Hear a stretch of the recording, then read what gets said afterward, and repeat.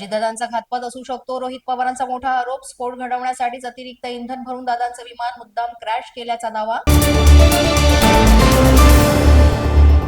पायलटची कौटुंबिक स्थिती चांगली नव्हती. खर्चही खूप जास्त होते. त्यामुळे पैशांसाठी पायलटला घातपातासाठी ब्लॅकमेल केलं असावं का? रोहित पवारांकडून संशय व्यक्त.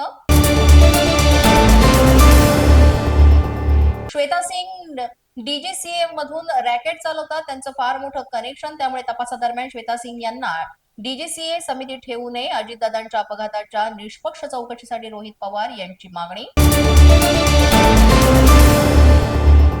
तेलुगू देसम पक्षाचे बीएसआर विमान कंपनीशी संबंध. रोहित पवारांचे आरोप. त्यामुळे केंद्रीय नागरी उड्डाण मंत्री के राममोहन रायडू यांनी राजीनामा द्यावा. रोहित पवार यांची मोठी मागणी.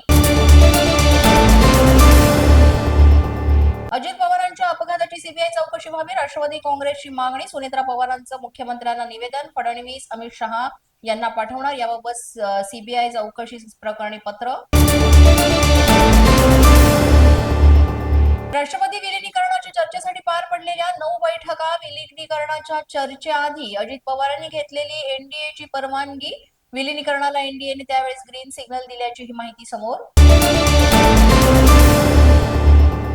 अल्पसंख्याक विभागाचे उपसचिव मिलिंद शेणॉय यांची बदली. अजितदादांच्या निधनादिवशीच अल्पसंख्याक प्रमाणपत्रांच्या वाटपाप्रकरणी पहिली कारवाई. प्रकरणाची आणखी सखोल चौकशी करून होणार कारवाई.